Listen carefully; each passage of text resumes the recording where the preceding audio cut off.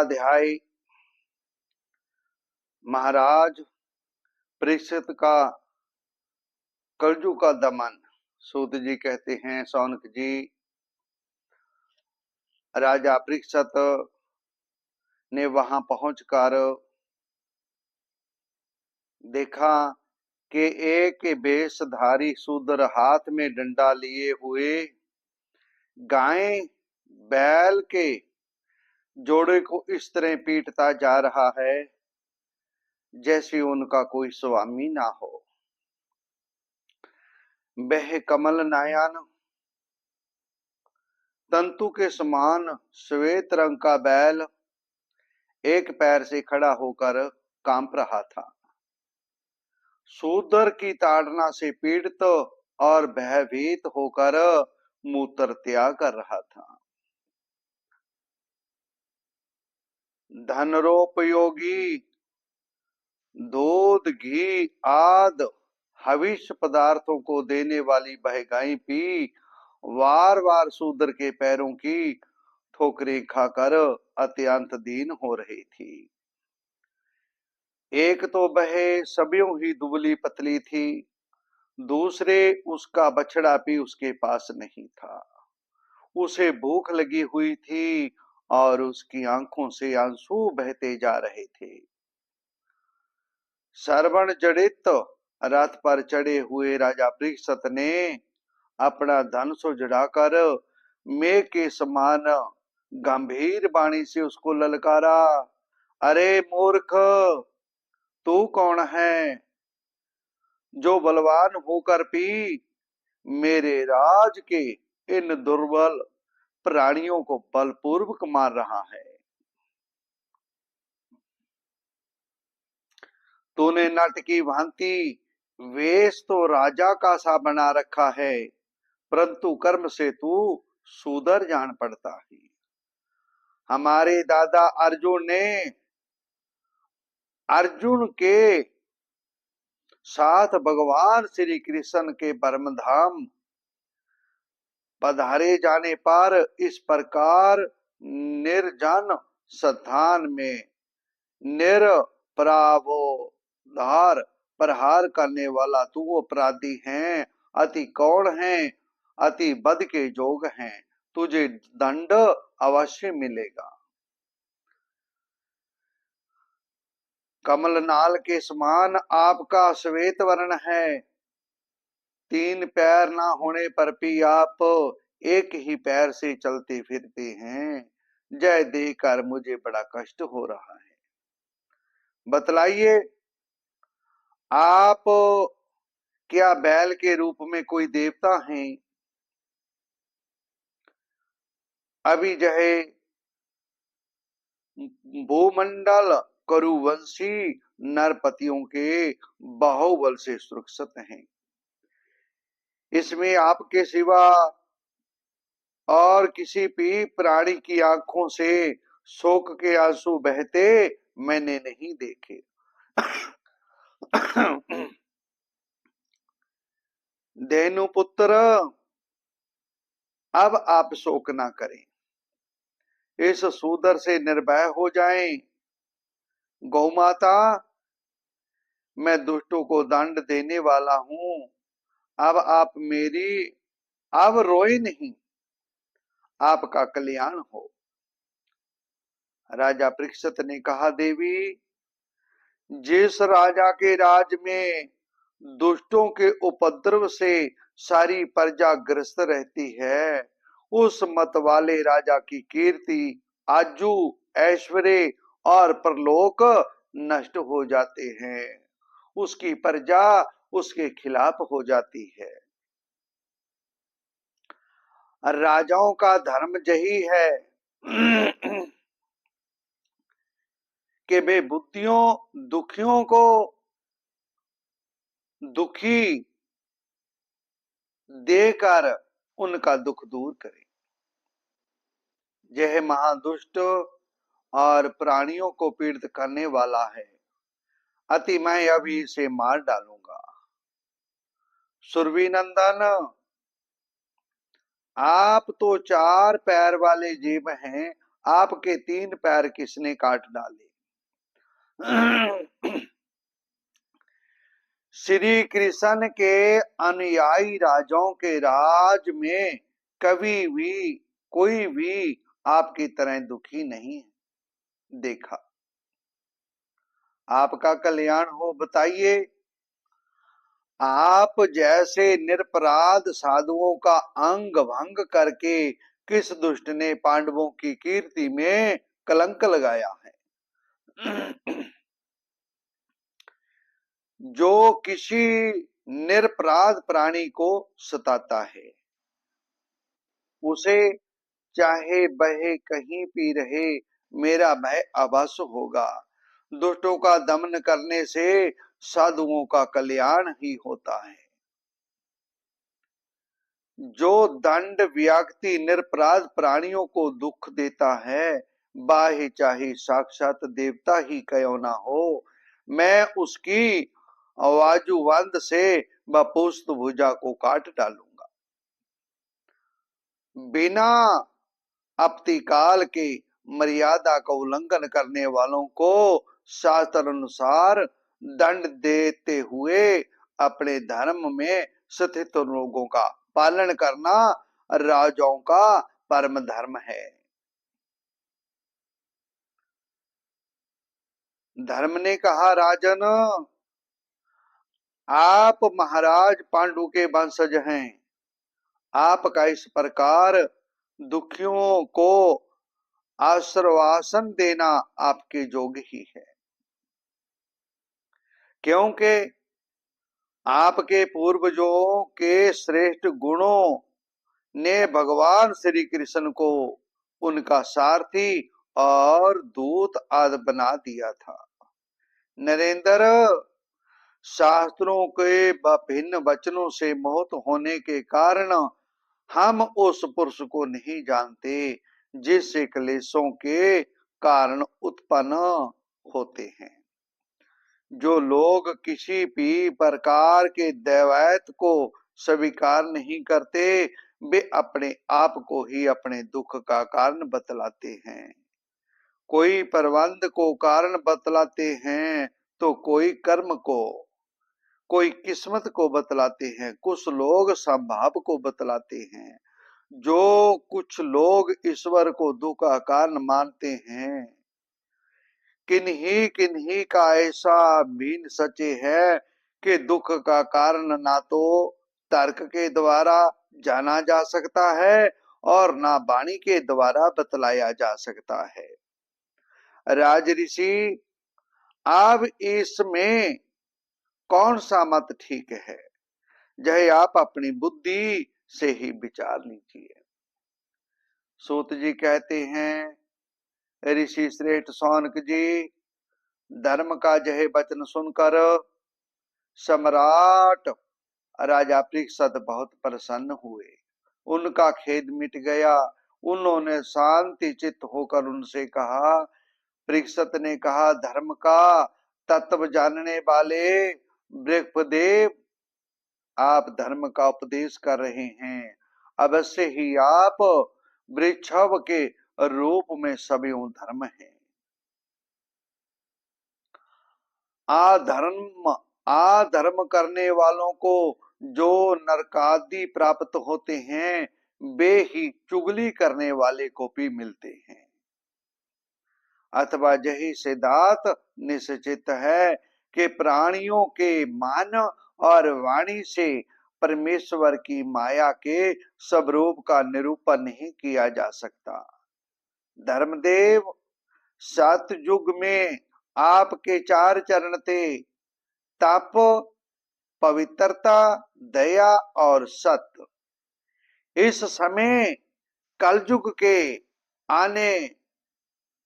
आने से अधर्म के अंश गर्भ, आसक्त और मद से 3 चरण नष्ट हो चुके हैं। अब आपका चौथा चरण केवल सत्य ही बच रहा है। उसी के बल पर आप जी रहे हैं।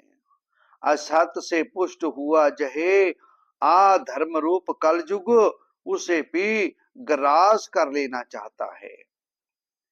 जे गौ माता साक्षात पृथ्वी है, भगवान ने इनका भारी बोझ उतार दिया था, और जे उनके राशि राशि सौदरे बिखेरने वाले चन्नार बिंदु से सर्वत्र उत्तमय हो गई थी, अब जे उनसे बिछड़ गई है। जे साध्वी अवमानी के समान नेत्रों में जल भरकर यह चिंता कर रही है कि अब राजा का संवाग बनाकर ब्राह्मण द्रोही शूद्र मुझे भोगेंगे। महारथी परीक्षित ने इन इस प्रकार धर्म और पृथ्वी को मानव सांत्वना दी। फिर उन्होंने अधर्म के कारण रूप कलज को मारने के लिए तीक्ष्ण तलवार उठाई। कलयुग ताड़ गया कि ये तो अब मुझे मार ही डालेगा। झटपट उसने राज चिन्ह उतार डाले और भय विह्वल होकर उनके चरणों में अपना सिर रख दिया। परीक्षित बड़े यशस्वी, दीन वत्सल और शरणागत रक्षक थे। उन्होंने जब कलयुग को अपने पैरों पर पड़े देखा तो कृपा करके उसको मारा नहीं, अपितु हंसते हुए से उससे पूछ कहा, जब तू हाथ जोड़कर शरण आ गया तब अर्जुन के वंशज उत्पन्न हुए किसी भी वीर से तुझे कोई भय नहीं, परंतु तू अधर्म का सहायक है, इसलिए तुझे मेरे राज में बिल्कुल नहीं रहना चाहिए। तेरे राजाओं के शरीर में रहने से ही लोभ, झूठ, चोरी, दुष्टता, सब धर्म त्याग, दरिद्रता, कपट, कलेश, चुगली, धन दबना, दंभ और दूसरे पापों की बढ़ती हो रही है। अति धर्म के साथी, इस ब्रह्मावर्त में तू एक क्षण के लिए भी ना ठहरना, क्योंकि यह धर्म और सत्य का निवास स्थान है।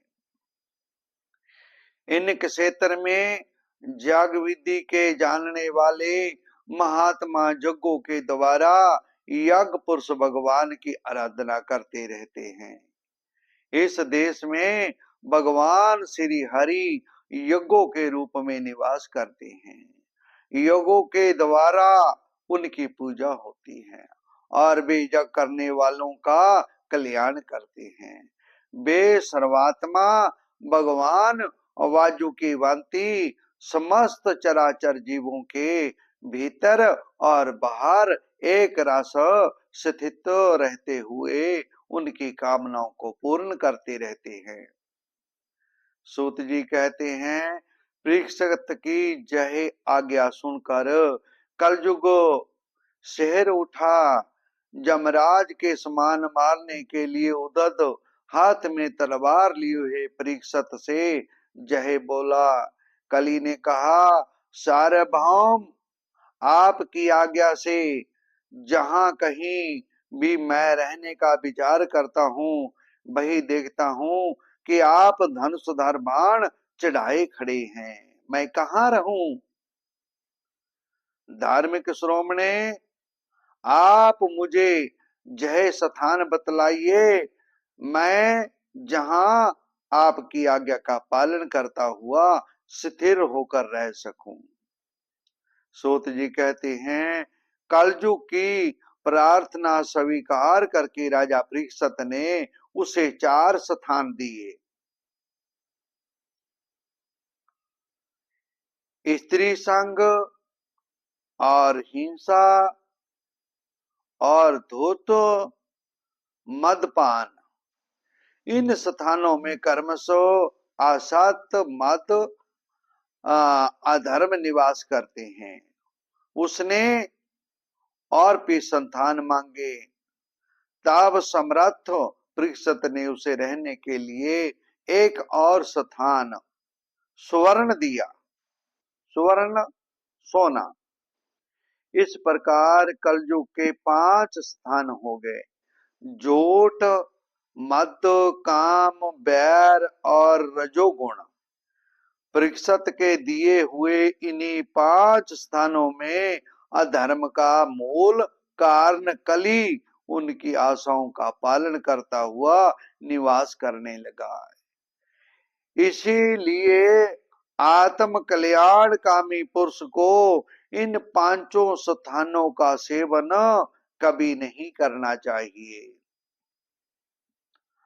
धार्मिक राजा, प्रजा वर्ग के लौकिक नेता, धर्मोपदेष्टा गुरुओं को तो बड़ी सावधानी से इनका त्याग करना चाहिए। राजा परीक्षित ने इसके बाद वृषभ धर्म के 3 चरण तपस्या, शौच और दया जोड़ दिए और आश्वासन देकर पृथ्वी का संवर्धन किया। वे ही महाराज परीक्षित इस समय उसे राज सिंहासन पर, जिसे उनके पितामह महाराज युधिष्ठिर ने वन में जाते समय उन्हें दिया था, विराजमान है।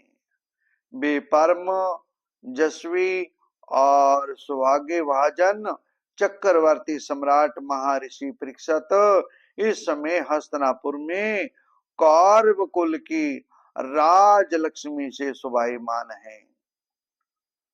अब मन्यु नंदन राजा परीक्षित वास्तव में ऐसे ही प्रभावशाली हैं, जिनके शासन काल में आप लोग इस दीर्घकालीन यज्ञ के लिए दीक्षित हुए हैं।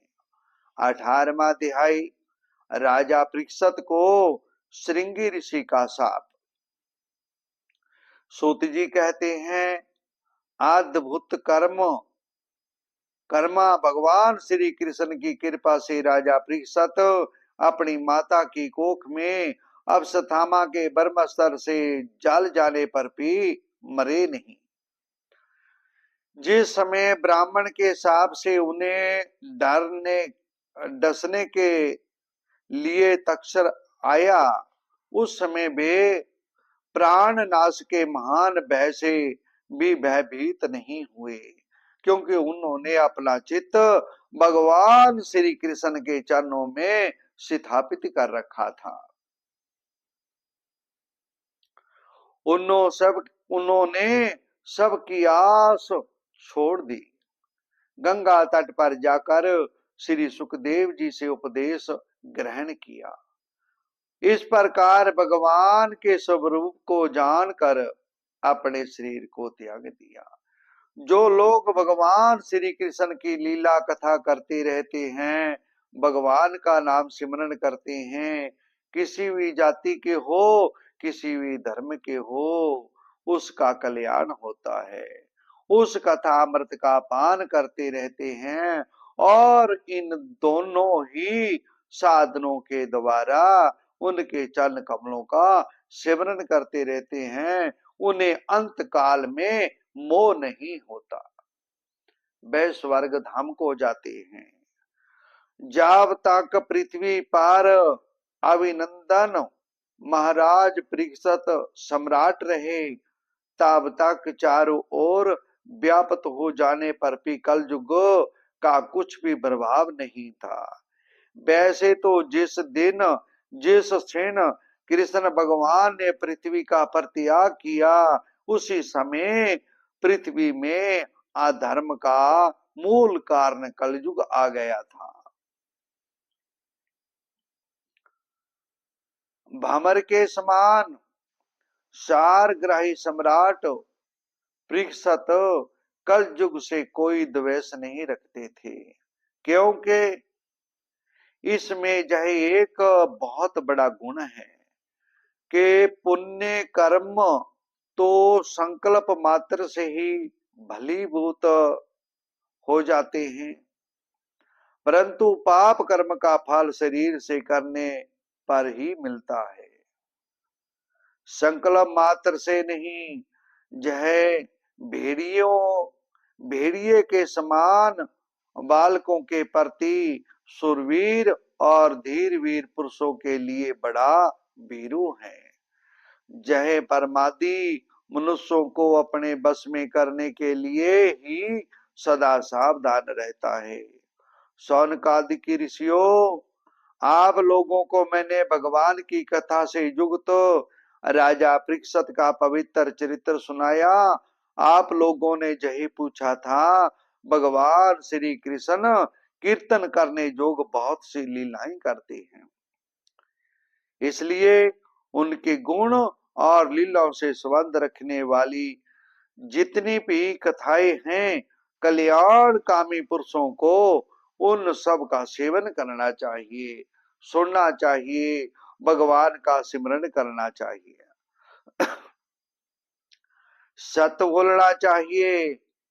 ऋषियों ने कहा, सौभाग्यवान सूत जी, आप युग युग जिए, क्योंकि मृत्यु के परवाह से पड़े हुए हम लोगों को आप भगवान श्री कृष्ण की अमृतमयी उज्जवल कीर्ति का श्रवण कराते हैं।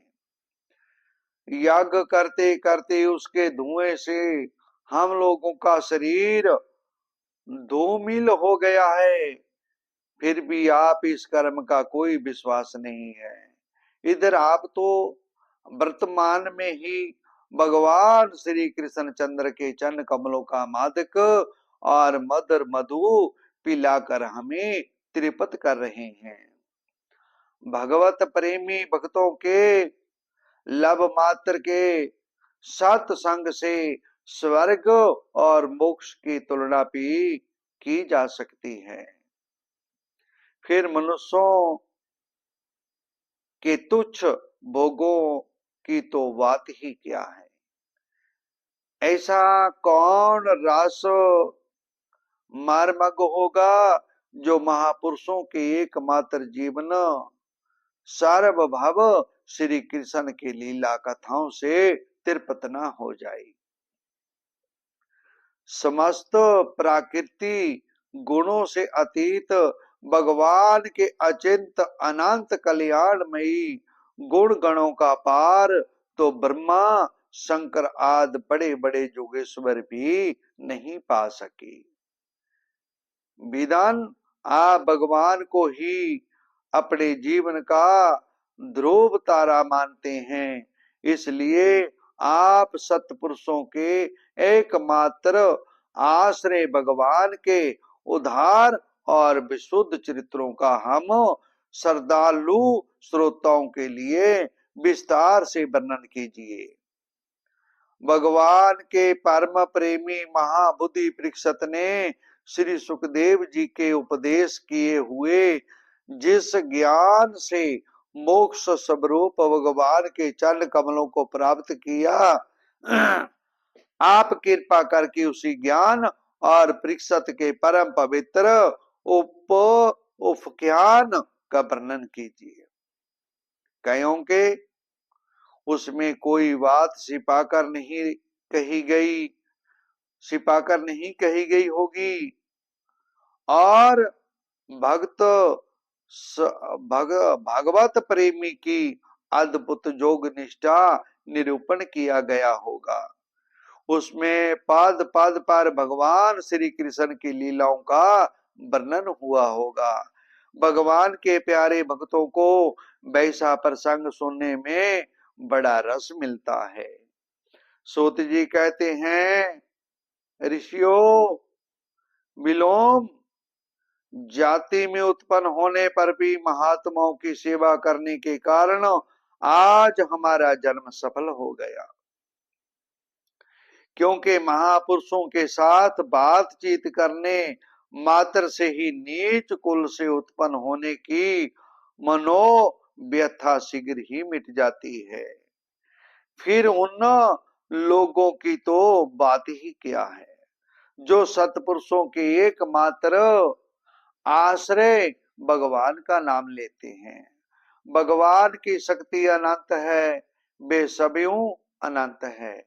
वास्तव में उनके गुणों की अनंतता के कारण ही उन्हें अनंत कहा गया है।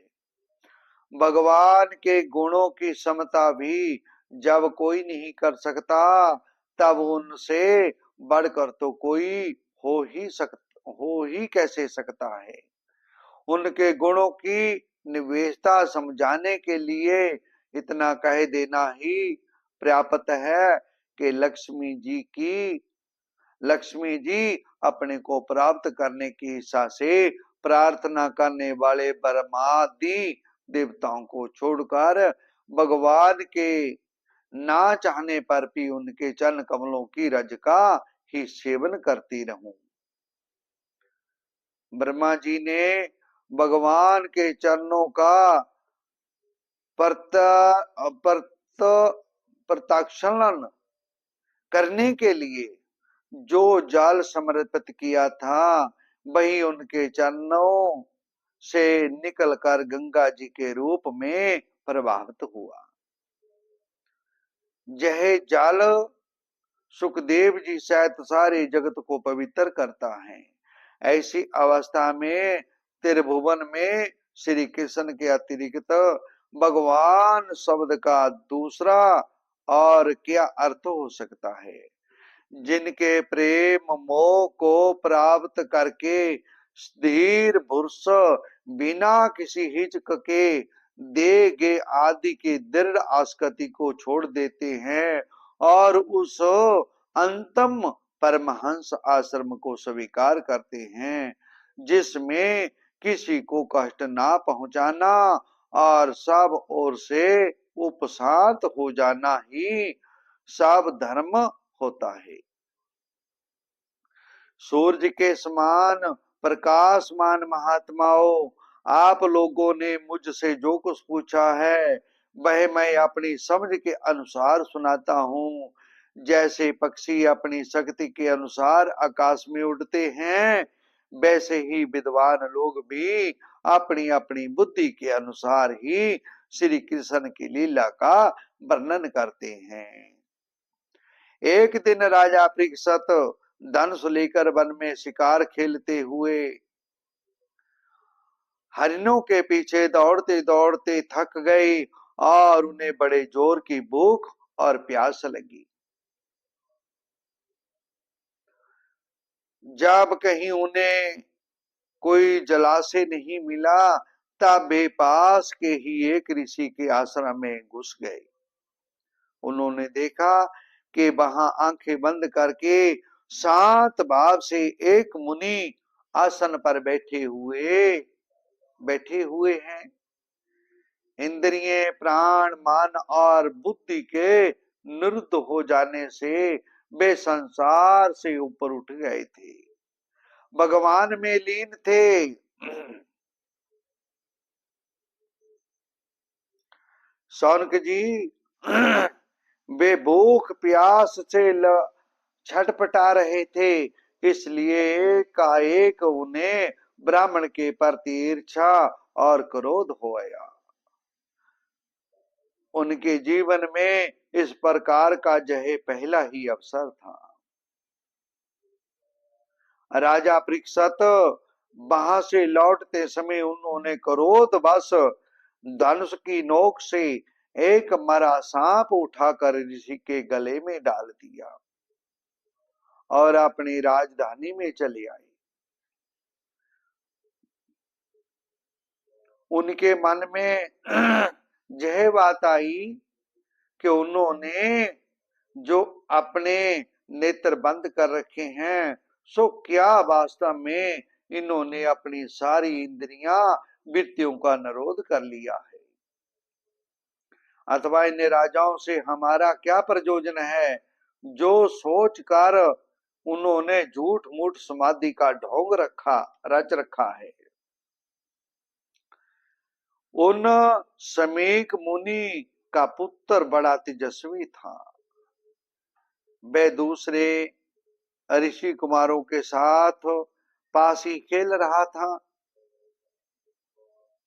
जब उस बालक ने सुना कि राजा ने मेरे पिता के साथ दुर्व्यवहार किया है, तब वह इस प्रकार रोने लगा।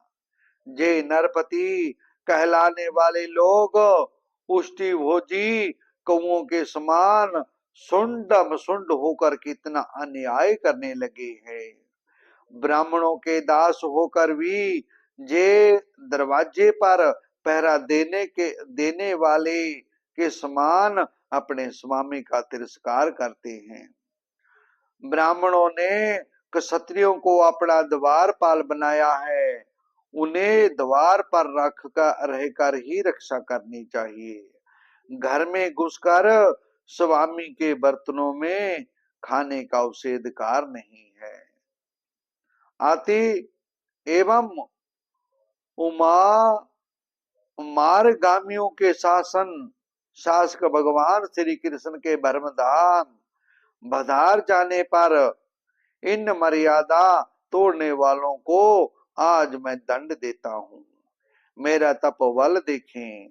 अपने साथी बालकों से इस प्रकार कहकर क्रोध से लाल लाल आंखों वाले उस ऋषि कुमार ने सौन की नदी के जल से आचमन करके अपने वाणी रूपी वज्र का प्रयोग किया। कुलंगार परीक्षित ने मेरे पिता का अपमान करके मर्यादा का उल्लंघन किया है, इसलिए मेरी प्रेरणा से आज के 7वें दिन उसे तक्षनाग डस लेगा। इसके बाद वह बालक अपने आश्रम पर आया और अपने पिता के गले में सांप देकर उसे बड़ा दुख हुआ तथा वह धा मार कर रोने लगा। विप्रवन शौनक जी समीक मुनि ने अपने पुत्र का रोना चिल्लाना सुनकर धीरे धीरे अपनी आंखें खोली और देखा कि उनके गले में एक बड़ा सांप पड़ा है। उसे फेंक कर उन्होंने अपने पुत्र से पूछा, बेटा तुम क्यों रो रहे हो? किसने तुम्हारा अपकार किया है? उनके इस प्रकार पूछने पर बालक ने सारा हाल कह दिया। महर्षि समीक ने राजा के शासन की राजा के शाप की बात सुनकर अपने पुत्र का अभिनंदन नहीं किया। उनकी दृष्टि से परीक्षित शाप के योग्य नहीं थे। उन्होंने कहा, मूर्ख बालक, तूने यह बड़ा पाप किया है। खेद है कि उनकी थोड़ी सी गलती के लिए तूने उनको इतना बड़ा दंड दिया। तेरी बुद्धि अभी कच्ची है। तुझे भागवत स्वरूप राजा को साधारण मनुष्य के समान नहीं समझना चाहिए, क्योंकि राजा के दुष्मय तेज से सुरक्षित और निर्भय रहकर ही प्रजा अपना कल्याण संपादन करती है। जिस समय राजा का रूप धारण करके भगवान पृथ्वी पर दिखाई देंगे, उस समय चोर जिस समय राजा का रूप धारण करके भगवान पृथ्वी पर नहीं दिखाई देंगे, उसमें चोर बढ़ जाएंगे और आरक्षित भेड़ियों समान एक क्षण में ही लोगों का नाश हो जाएगा। राजा के नष्ट हो जाने पर धन आदि चुराने वाले चोर जो पाप करेंगे, उसके साथ हमारा कोई संबंध न होने पर भी वह हम पर ही लागू होगा, क्योंकि राजा के ना रहने पर लुटेरे बढ़ जाते हैं और वे आपस में ही मारपीट गाली गलौज करते हैं। साथ ही पशु स्त्री धन संपत्ति भी लूट लेते हैं। उसमें मनुष्यों का अधर्म बढ़ जाता है। अर्धलोग और काम वासना के विवश होकर लोग कुत्तों और बंदरों के समान वर्ण संकर हो जाते हैं। सम्राट परीक्षित तो बड़े ही तेजस्वी और धर्म दुरंतर हैं। उन्होंने बहुत से अश्वमेध यज्ञ किए हैं और वे भगवान के परम प्यारे भक्त हैं। वे ही राज ऋषि भूख प्यास से व्याकुल होकर हमारे आश्रम में आए थे। साप के जोग कदापि नहीं है। इस ना समझ बालक ने हमारे निष्पाप सेवक राजा का अपराध किया है। सर्वात्मा भगवान कृपा करके उसे क्षमा करे। भगवान के भक्तों में भी बदला लेने की शक्ति होती है, परंतु वे दूसरों के द्वारा किए हुए अपमान, धोखेबाजी, गाली गलोच, अपेक्षा और मारपीट का कोई बदला नहीं लेते। महामुनि समीक को पुत्र के अपराध पर बड़ा पश्चाताप हुआ। राजा परीक्षित ने जो उनका अपमान किया था उन पर तो उन्होंने ध्यान ही नहीं दिया। महात्माओं का स्वभाव ही ऐसा होता है कि जगत में जब दूसरे लोग उन्हें सुख दुख आदि दबंधों में डाल देते हैं तब भी वे प्राय हर्षित या व्याथित नहीं होते।